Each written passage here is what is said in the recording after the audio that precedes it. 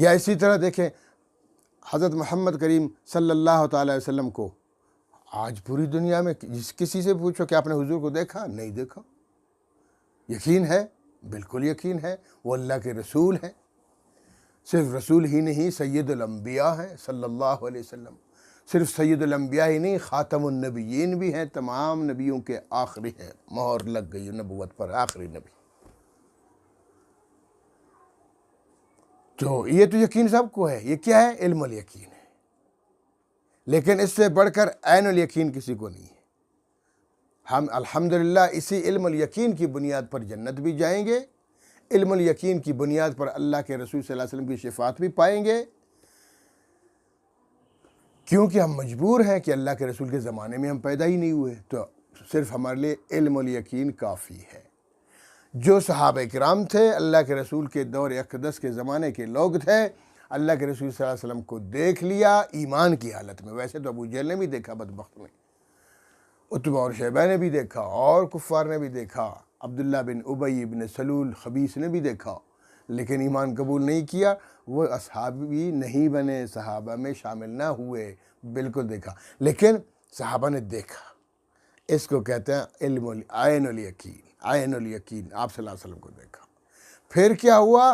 حق الیقین بھی ان کو ہو گیا کہ آپ صلی اللہ علیہ وسلم کے معجزات کو دیکھا، آپ صلی اللہ علیہ وسلم کی محفل میں بیٹھے، آپ صلی اللہ علیہ وسلم کیسے بولا کرتے تھے، سبحان اللہ، آپ صلی اللہ علیہ وسلم کے انداز بیان دیکھا، آپ صلی اللہ علیہ وسلم کی نظروں میں نظریں ملا لیا انہوں نے، اور آپ صلی اللہ علیہ وسلم کا متعلق تمام زندگی کو چیک کر لیا، دیکھ لیا کہ آپ صلی اللہ علیہ وسلم کیسے چلتے ہیں، آپ صلی اللہ علیہ وسلم کیسے سوتے ہیں، آپ صلی اللہ علیہ وسلم کیسے کھاتے اور پیتے ہیں، آپ صلی اللہ علیہ وسلم کی عادات مبارکہ، آپ کی آنکھیں کیسی تھیں۔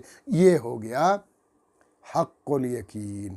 پہلے صرف علم الیقین جو ہم سب کو حاصل ہے، دوسرے نمبر پر ہے عین الیقین، مشاہدہ کرنا، اور تیسرے نمبر پر حق الیقین ہے، یقین حقیقت میں بدل گیا، بالکل حقیقت سامنے آ گئی، آپ صلی اللہ علیہ وسلم کو سب کچھ دیکھ لیا۔ یہ ہوتے ہیں صحابہ کرام رضوان اللہ تعالی علیہم اجمعین۔ اس لیے تمام اہل سنت والجماعت کا عقیدہ ہے کہ صحابہ کرام پوری امت سے اعلیٰ اور افضل ہیں، اتنے اعلیٰ اور افضل ہیں، حضرت ابو ہریرہ رضی اللہ تعالیٰ عنہ فرماتے ہیں کہ بتاؤ وہ کون سا صحابی ہے جس نے ایک نماز بھی نہیں پڑھی، ایک روزہ بھی نہیں رکھا، کوئی عمل بھی اچھا نہیں کیا۔ کیا ہوا؟ صحابہ کرام جا رہے تھے جہاد میں، اللہ کے رسول بھی ساتھ تھے، غزوے میں جا رہے تھے، راستے میں ایک چرواہے نے دیکھ لیا، پوچھا کہاں جا رہے ہو؟ بھائی لڑنے کے لیے۔ اچھا کیوں لڑتے ہو بھائی؟ اللہ کا، انہوں نے کہا صحابہ کرام نے، یہ اللہ کے رسول ہے محمد صلی اللہ تعالی علیہ وسلم، اللہ نے ان کو رسول بنا کر بھیجا ہے، اور جو کفار اللہ کے رسول سے ٹکر لیتے ہیں اللہ فرماتے جاؤ ان سے لڑو۔ تو ہم لڑنے جا رہے ہیں کفار سے، یہ خدا کو نہیں مانتے لوگ، رسول کو نہیں مانتے ہیں، رسول اللہ کی بھیجی ہوئی کتاب کو نہیں مانتے ہیں، لہٰذا ہمیں حکم ہے جہاد کرنے کا، تو ہم جا رہے ہیں۔ اچھا تو پھر میں آپ کو ساتھی بن سکتا ہوں؟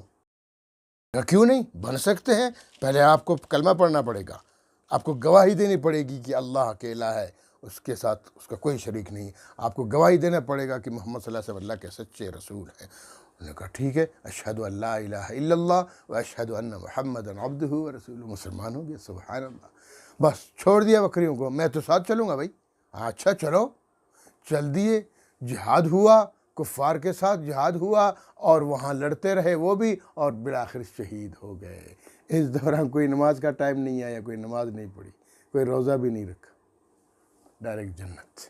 اللہ کے رسول صلی اللہ علیہ وسلم کی زیارت نصیب ہوئی، اللہ کے رسول صلی اللہ علیہ وسلم کا مشاہدہ کر لیا، اور آپ صلی اللہ علیہ وسلم کو دیکھا، عین الیقین بھی ہو گیا، علم الیقین تو تھا، ٹھیک ہے، حق الیقین بھی ہو گیا، سبحان اللہ۔